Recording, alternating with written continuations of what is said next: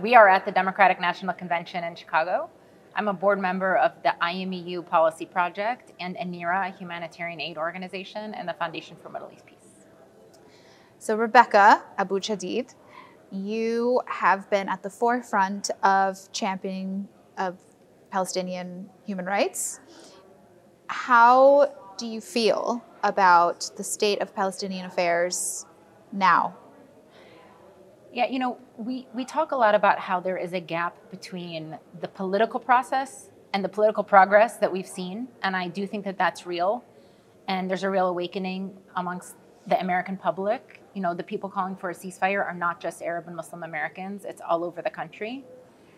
The problem is that progress is not happening fast enough. And it's happening because people are seeing children dying on a daily basis. And they know that their taxpayer funds are going to pay for that. And so on one side, if I'm just being a political activist, I feel encouraged because I think that finally my fellow Americans are seeing what we have been seeing for many decades. But on the other side, I'm heartbroken because every morning we wake up and there's another story of children buried under the rubble. And so the progress is not happening fast enough to save lives. We have a new candidate. We do. And she's still part of the administration that you and your colleagues have been upset at their policies. Yes. Do you still feel that way? I mean, of course, as I said, every day that we don't have a ceasefire, more innocent human beings are losing their lives. More innocent Palestinians are dying. I will say that Vice President Harris was the first member of the administration to call for a ceasefire. And she's just talked about Palestinian life differently. And so one of the things that we've said over and over when it came to President Biden was just how disappointing it was that someone who ran as the empathizer in chief, as the decent alternative to Trump, wasn't able, it seemed, to find any space in either his policy or in his public pronouncements to the American people to actually humanize Palestinians. He would speak with a lot of emotion about Israeli hostages and what happened on October 7th.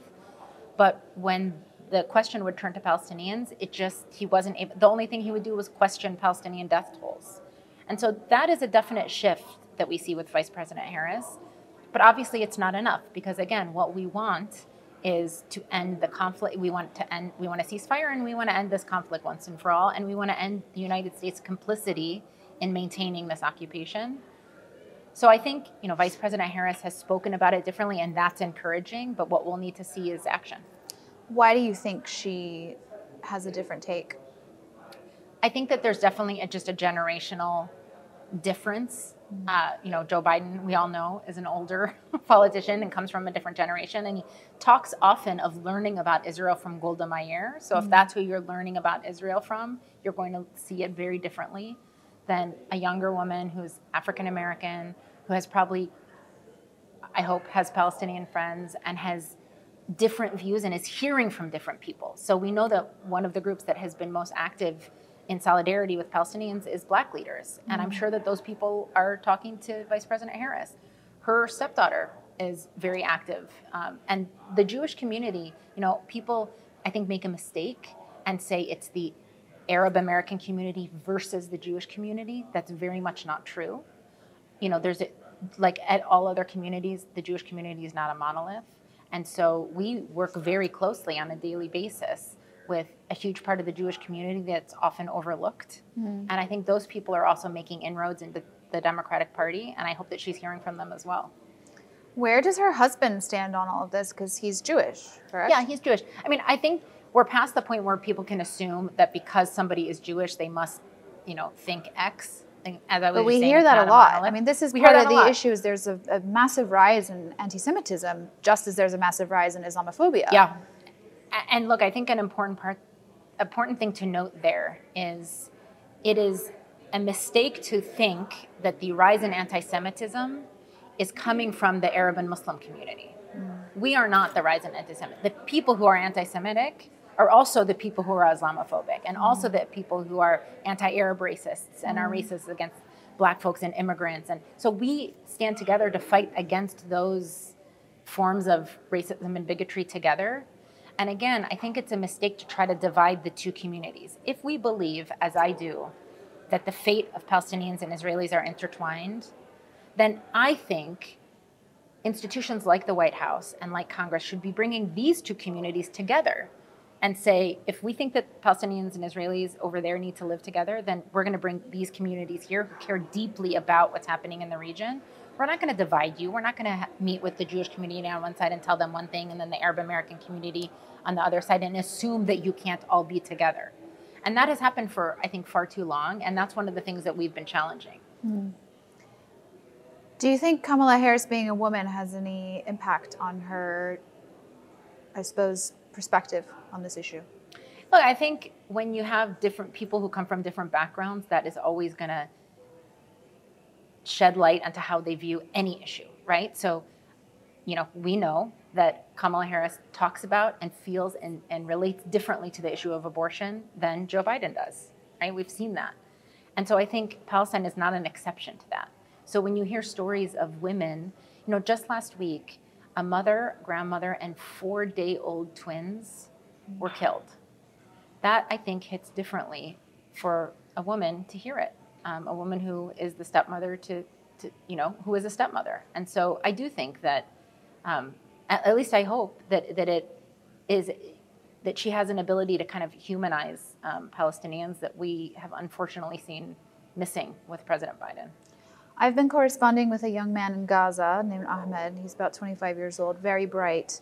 And quite frankly, if young people like him were empowered to be the next generation, I seriously wonder if this whole conflict would be solved, because it's amazing to me that somebody who has been under bombardment can have more nuance and perspective and be more objective rather than some of the pro-Palestinian groups who are in the comfort of America, or the pro-Israel groups who are in the comfort of America.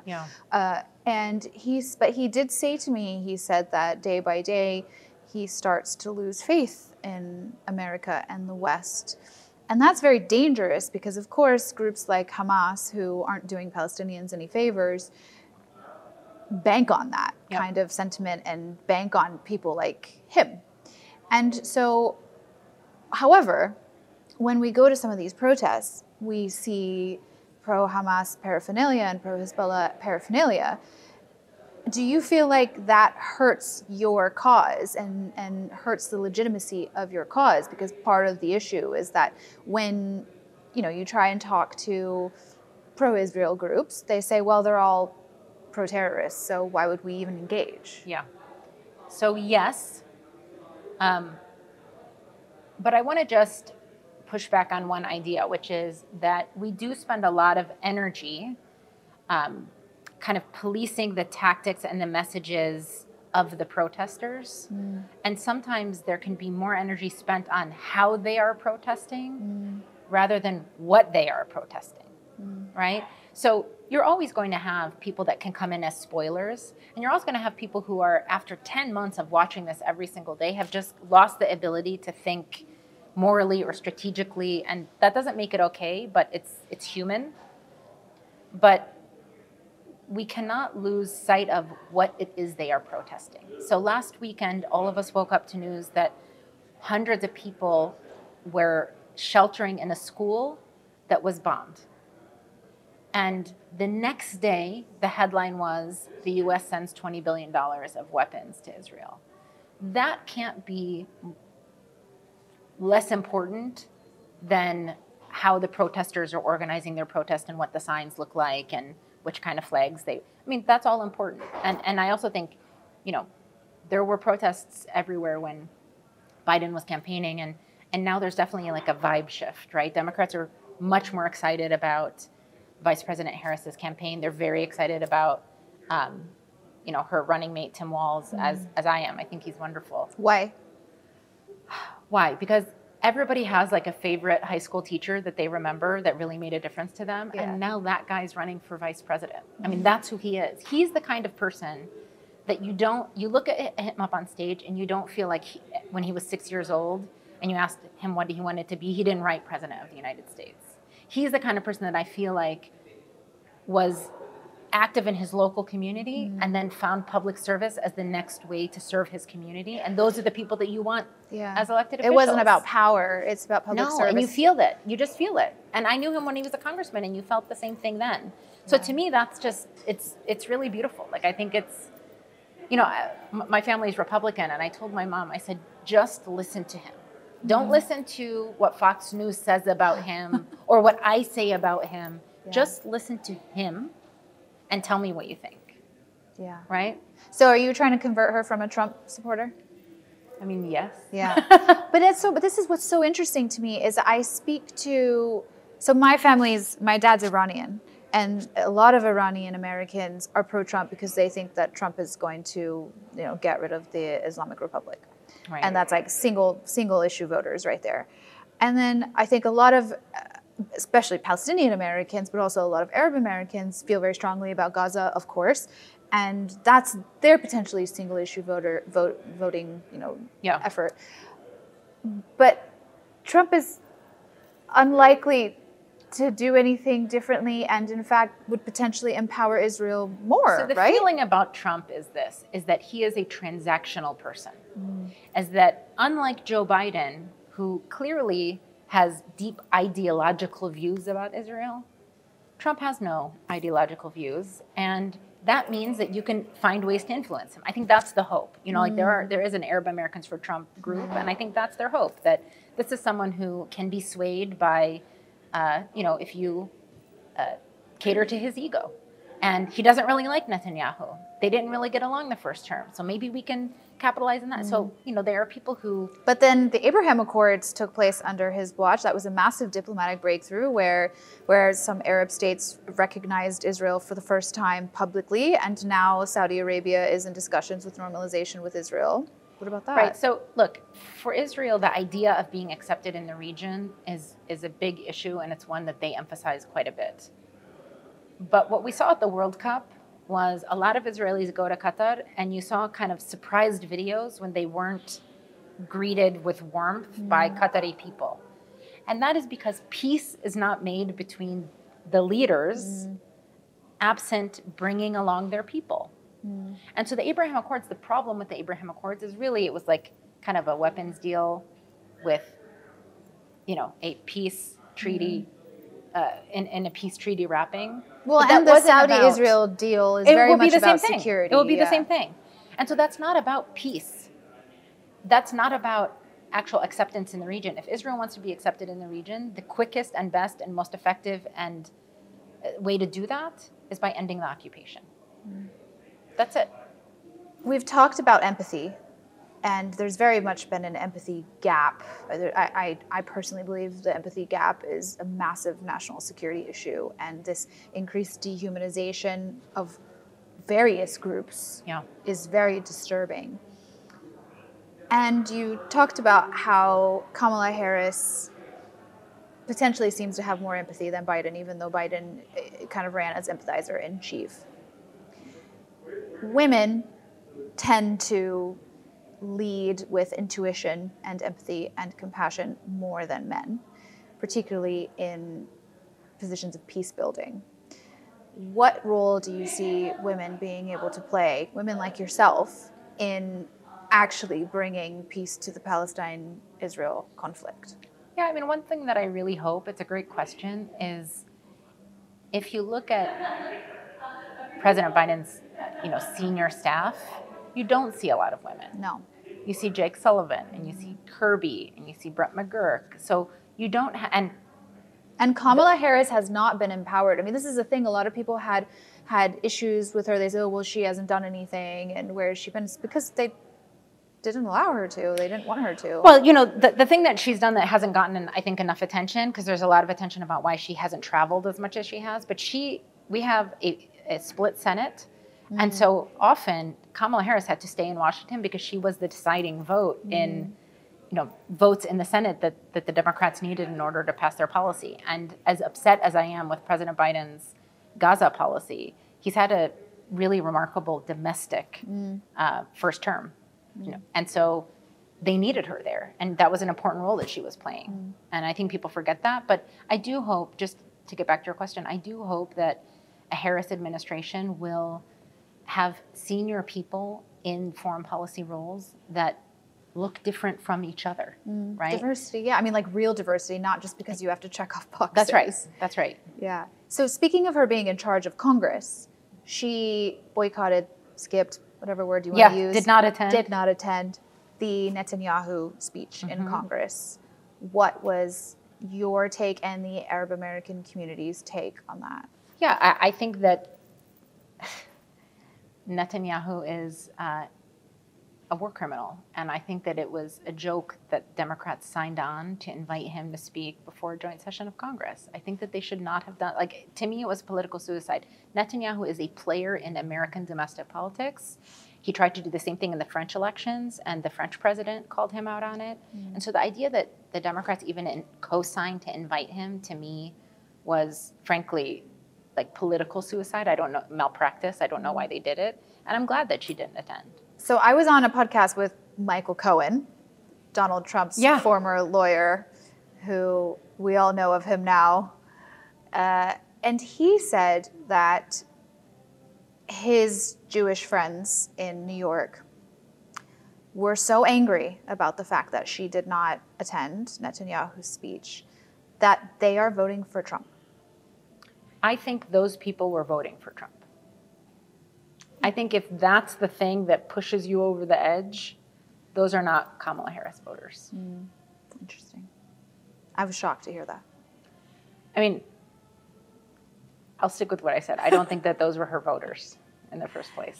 If all the other issues put aside, and she didn't attend the speech of Netanyahu, who, I mean, even Chuck Schumer has said is the worst leader that Israel could have right now, then I don't think that those were Democratic voters. It seems like there really is no path forward without having to recognize that everybody did things wrong at some point, whether on the Israeli side, whether on the Palestinian side. There has to be a level of forgiveness and then compromise. I think about Rwanda a lot, the Rwanda genocide. I think of South Africa a lot. Right? Like this is the 30th anniversary of the Rwanda genocide. I was there last year, and I was speaking to a man who was showing us around, and he was about 4 years old when the genocide happened, and he's only alive because his sister was dead on top of him in a forest when just atrocious, right? And I said to him, how are you not angry? Like, how can you coexist with people who did this to you and your family? And he said, we don't have time to be angry. You know, we really have no other choice but to forgive. And I posted about this, and I got a lot of hate from the Palestinian side. And I wonder, I mean, are we ever going to be able to get to a place where there can be forgiveness? Yeah, I think that just like the United States has had a difficult time reckoning with our original sins, which is the genocide of Native Americans and slavery, Israel will have to reckon with its original sin, which is the dispossession and occupation of the Palestinian people. And I hope that that will happen in my lifetime, but it's going to take time. And so I think what often happens is Palestinians are asked first, will you forgive, before anyone's sorry? And that's where I think the anger comes from, right? So Palestinians are often asked, do you recognize Israel's right to exist? When Palestine doesn't exist, right? So you're asking people under occupation to do the hard work of forgiveness when you're not asking the other side to do any reflection. And I think that's where that feeling of pushback comes from. And so I think the timing is important too, right? It's difficult while the occupation is still ongoing and while the genocide in Gaza is still ongoing to talk about what comes next and how do we heal. I think to then add on to that is, so then when you talk to the Israeli side, it always gets back to, well, they think we should be wiped off the face of the earth, where they think we shouldn't exist, this isn't our land, et cetera, et cetera. I mean, there's degrees, right? Sure. They think that we shouldn't be here, that Israel shouldn't exist, or they think that we're Jewish and therefore our entire race shouldn't exist. And then it always comes down to, well, Hamas's goal is to wipe us off the face of the earth. You know, the Islamic Republic of Iran's goal is to wipe Israel off the face of the earth. So, like, how could we even think about there being a Palestinian state? And how can there be? I mean, that is, you're just sort of stuck, right? Well, and so you think like, okay, well then I guess like Hamas needs to be gotten rid of. There needs to be a new government where that work for Palestinian efforts. The worst parts of both societies, then yes, there is no future. But you know, the flip side of everything that you just said is that Smotrich and Ben-Gvir are in the Israeli cabinet, right? Like people who have said there will never be a Palestinian state and that want to annex the West Bank and Gaza, who want to kick all the Palestinians out of Gaza and build beachfront, you know, apartment buildings, and are very clear about that and very honest about that, who are unabashed Jewish supremacists. So if I said, that's who represents the Israelis and this is who represents the Palestinians, yeah, that's why there isn't peace. But we are not empowering the other parts of either society. And how can that happen? Well, look, I mean, we're at the Democratic Convention, and one thing I'll say is Democrats have historically, friends of mine in Israel, I work very closely with people on the Israeli left, and they always say, why don't American politicians realize that Israel has politics too? And so when a bunch of progressive Democrats are like giving standing ovations to Benjamin Netanyahu at a joint session of Congress, that's like, he is their Trump. He, for them, is an existential threat. But the United States, for decades, keeps throwing, you know, him, throwing him sorry, the word is not coming to me, a lifeline, when he otherwise would be kind of out of power. And my friends on the Israeli left don't understand it. Like, why aren't progressive elected officials in the U.S. doing things that support progressive Israeli officials so that you can build up the Israeli left and say, see, we're the ones that can deliver. And that hasn't happened. And I mean, that has happened over time. That's over decades, right? Where it's just whatever policy, whatever Israeli government has, that's the one that the United States is supporting. That's very short-sighted. And I do think the result of it is part of why the left in Israel has collapsed. And by the way, it's the same thing I hate the word moderate, so I don't want to say moderate Palestinian leadership, but Palestinian leadership that has agreed to trying to solve the conflict non-violently and through negotiations, they have no wins, right? And so if you're a regular Palestinian, why would you invest in that leadership? And what the world keeps saying to the Palestinian people is, you are invisible until you're violent, and then we notice you. But you're not allowed to organize boycotts, and you're not allowed to go to the UN, and you're not allowed to go to the ICC, and all of those things are off limits to you. All of the ways that the world has said that you can organize for your rights non-violently are not available to you as Palestinians. We made those for I don't know who, but we didn't make them for you, those institutions. And the only time that the United States or the rest of the world pays attention is when there's violence. What message are we as the international community sending to Palestinians and Israelis? So for the first time in over 3 decades, Palestine has a platform at the Democratic National Convention. There was even an event yesterday, a very emotional panel about Palestinian human rights. And the uncommitted delegates seem to have quite a loud voice. Yes. And they seem to now be saying, let us help, because obviously not voting is not the answer. And as you say, there's been a vibe shift, and people are excited about Kamala. So what can we be hopeful about coming out of this convention? Like, what are some tangible, actual action items that we can see on Friday? Well, I mean, I go back, like, the convention to me is political theater, so I'm not sure that the convention is where we're going to see the shifts that we need to really see from a policy perspective. But what's important about the Uncommitted campaign, and why I'm incredibly proud of the young people that organized it, is instead of saying, this party's not doing what we want, and so we're going to take our ball and go home, they said, no, we are Democrats, and we're going to organize within the Democratic Party, and we're going to do it with our votes, which is the most important currency in any democracy. And so I think people in the beginning, and there are still people that would say, oh, it didn't matter. But there were 700,000 people that voted uncommitted across the country. And in Michigan, only a couple thousand of those 100,000 voters in Michigan came from Dearborn. Only 6,000 of the 100,000. And so the message that the uncommitted campaign and movement is sending is that this is not limited to the Arab and Muslim community. This isn't a Michigan problem. Americans care deeply about this, and Democrats care deeply about this, and we need to have an open and honest debate about it, and we're not going away. So the work continues. It won't end on Friday, but we'll continue pushing. So we have a series, Fit Check and Fact Check. So tell us about your fit. Okay, so I have these gold shoes, which were purchased by my mother, and then this dress. So I told her I was coming to the convention, and I said, okay, Mom, here's the rule. I'm gonna have the gold sparkly shoes, and every dress that you send me has to go with either the gold sparkly shoes or I have a pair of black tennis shoes. So we have a whole wardrobe, but it all circles around either some kind of sparkle, or comfort. I love it. A mix. And you've got the sunshine, sunny nails. So we have a mix of, yes, my highlighters. Excellent. Thank you so much, Rebecca. Thank you.